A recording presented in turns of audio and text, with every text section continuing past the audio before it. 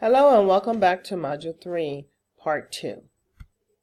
As we talk about safe medication use, and as you read the bullet points 1, 2, and 3, don't forget about our age-related changes that happens with our patients or our older adults. Our older adults have special challenges, and age-related changes affect pharmacokinetics and pharmacodynamics. When you think about pharmacokinetics, think about like how the drug, let's see, we're going to think about the fate of the drug.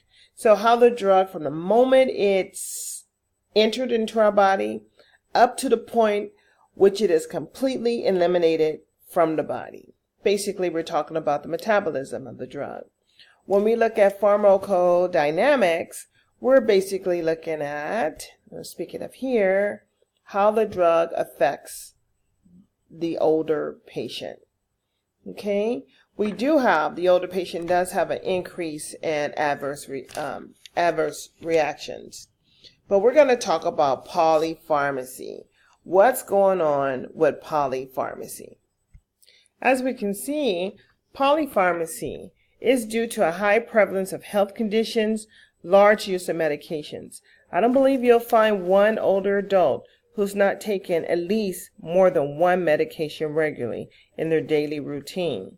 Well, look, we have some common cardiovascular agents, antihypertensives, and so forth listed here, but they do have, they can develop some adverse effects.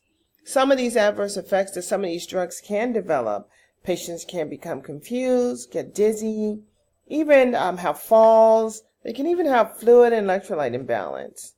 So also I wanted to send you to page 225 and read that key concept on that page. As you read this bullet point, taking more than one drug increases the risk of drug and food interactions. I found a very good table on page 226, table 17-1 and 17-2. On those pages, you will find in 17-1 interactions among popular drug groups. Also on table 17-2, you'll be provided examples of food and drug interactions. And if you continue on, 17-3 is potential adverse effects and drug interactions of selected herbs. So we got to make sure that we look at our herbs and what's going on with our body and how they have interactions with other medications that the older adult is taking.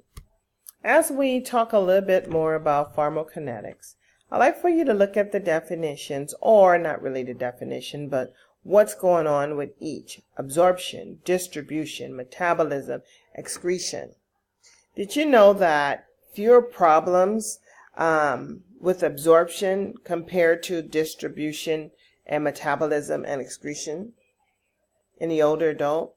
They have fewer problems with absorption, but compared to distribution, metabolism, and excretion. Also down here for excretion, when you're looking up your medications, know how or what is being metabolized, how this drug is being metabolized throughout the body. So if you have a patient that has a renal impairment and the drug is metabolized by the kidneys, well, we're going to have a little problem. Right? That patient is going to really hold on to that medication and probably have a buildup because the kidneys are not getting rid of the excess that it doesn't need from that medication. So we need to make sure when we look up our medications, look and see how it's metabolized and how it's secreted. Also, I like to reinforce that older adults who have diabetes or low potassium, hypokalemia, they can also having this condition can also decrease the absorption of a drug. Pain and mucosal edema will slow absorption also. Think of some ways that when we know that our older adults are having problems with absorption, think of ways that we can help them with their absorption as a nurse. So we can help with absorption of a drug by promoting exercise. You know, when you promote exercise, what's going on? You're moving faster, getting the heart rate going up, you're stimulating circulation, and when you stimulate circulation, guess what we're doing? We're aiding in absorption. We want to try and decrease the fluid volume deficit, so we want to make sure that we encourage fluid so the patient does not have a fluid volume deficit. We want to make sure we monitor their blood pressure so they don't have hypertension or also hypothermia. With hypothermia, the absorption is going to be slowed, especially if medications are given rectally, suppository. So that area down there, if the patient is cold, the medication is not going to absorb as fast as it should.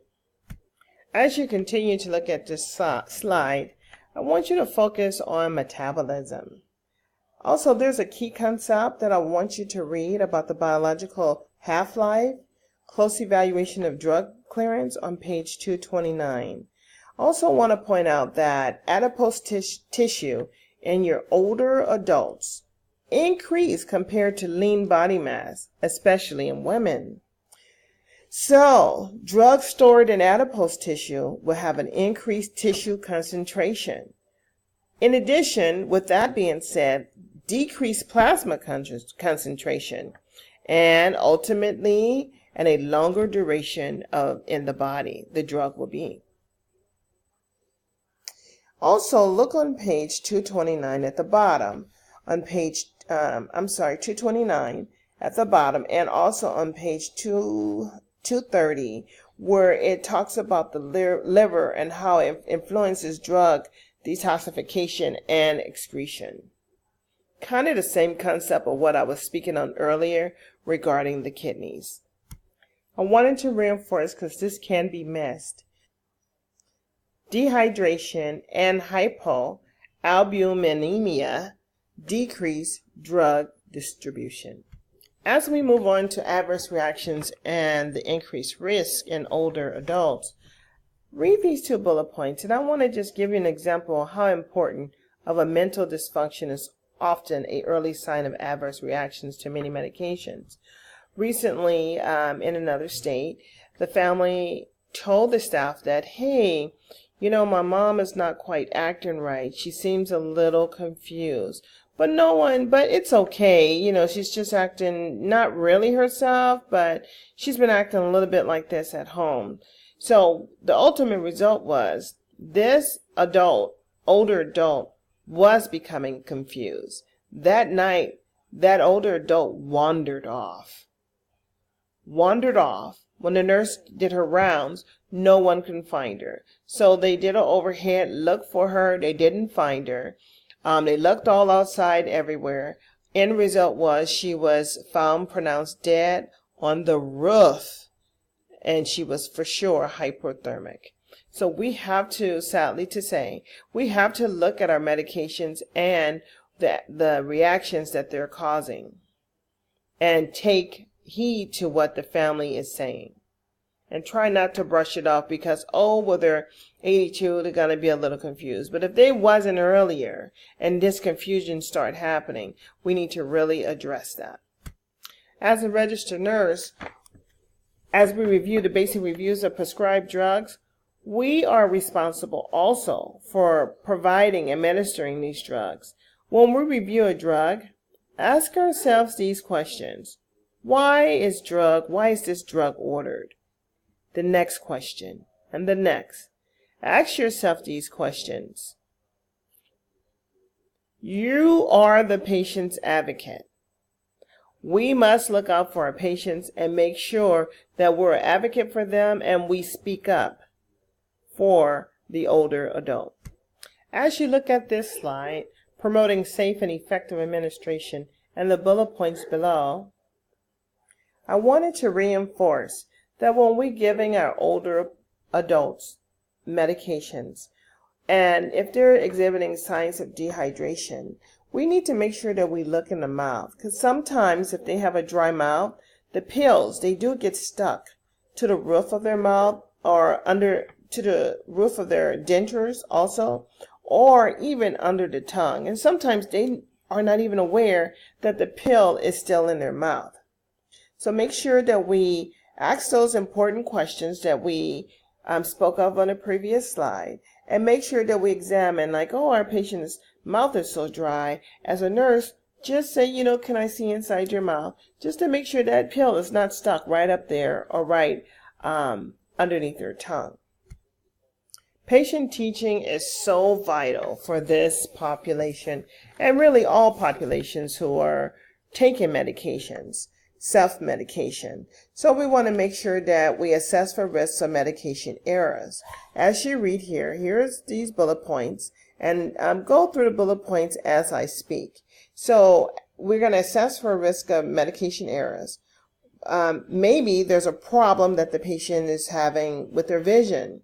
Maybe they have problems swallowing. We got to look into all of that. Maybe they having problems getting the lid off, and maybe that's why they're not taking their medication and end up with medication errors. Or maybe the print is too small and they didn't understand it, or maybe they have a problem going to the pharmacy or picking up the medications. So these are all things that contribute to self-medication and having medication errors. Factors interfering with safe medication, like I said before, but I didn't mention this one, sometimes they're unable to perform activities of daily living. So these are challenges that these older adults are having, in addition to what I said previous about seeing and hearing and opening up containers and getting to the pharmacy. Maybe cognitive limitations. Maybe they have a problem memorizing. Oh, tomorrow morning I take my medication at 8 o'clock. So maybe they might need a pill container to help them that states Monday, Tuesday, Wednesday, morning, afternoon, and at night. They might need something like that to help them, because if not, if they just go into pill bottles and take them, and then they have a memory problem, go, did I take my medication today? No, I didn't. And they go back and take the medication again, then they're double dosing, correct? So sometimes there's also apps out there that will remind the older adult when to take their medication. Also, another factor is educational limitations. Maybe they're illiterate and don't want to tell anybody. So once they announce that to you, we can find ways so they can take their medication and understand it. Maybe color code the medication. Make sure we explain the medication. Make sure it's written in language that they can understand and that they can really comprehend it.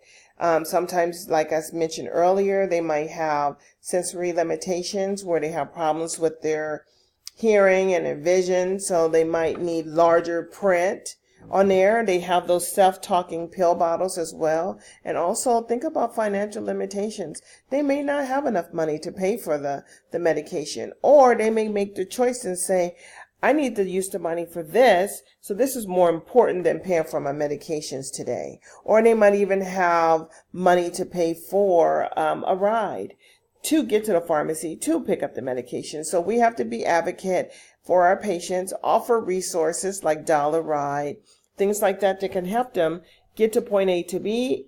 And if we don't know those, we can ask a financial advisor to assist us to help our older adults. When we speak about laboratory values, think about the blood tests that are done to determine the blood levels. Certain medications have blood levels that need to be maintained within a certain range. So we also, going back to transportation, are they able to get to the lab to have their blood drawn to make sure the medication they're taking is within that range? Or does their insurance qualify them to have lab come to their home to have the blood drawn so they can make sure that they stay within the normal ranges? When we speak of alternatives to drugs, let's make sure that we think about alternative and complementary therapies. They treat various health issues. A lot of older adults are eliminating drugs from their cabinet based on their lifestyle changes, which includes changing diet, exercise, and also stress management. Most importantly, make sure that the physician is always involved, as well as the pharmacist, in alternative and complementary therapies. I will review effects of analgesics in part 3. Thank you for listening, And I'll see you in part 3, module 3.